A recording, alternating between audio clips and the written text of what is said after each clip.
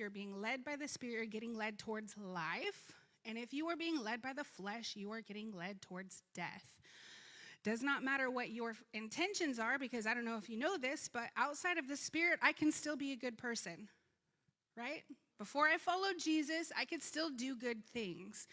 But if we do things that are not led by the Spirit of God, they can still be good, but they can actually lead towards death in ways that we don't see or understand. And one of my favorite stories to tell about this is my friend Vishnu. He is from India, and he was walking in Uganda. He was walking through the streets of Kampala, which is the capital city of Uganda, and he said he saw this little boy, and he was begging on the street, and he went out of his own heart of compassion to pull money out of his pocket. And the Lord stopped him and said, "No." And I don't know if you guys know this, but there's lots of scriptures that Vishnu could have justified to God as to why he should be giving to the poor, right?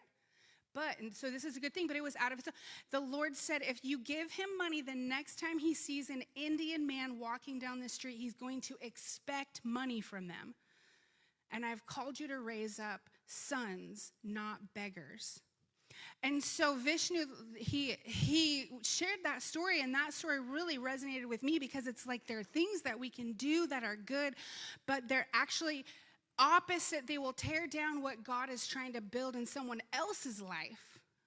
And so we have to be led by the Spirit. We can have our own, we can budget. Some people I know budget $100 a month to just keep in their pocket to give out to people on the street. That's fine. But if the Lord says no, then you're not doing it. We need to be okay with not doing it.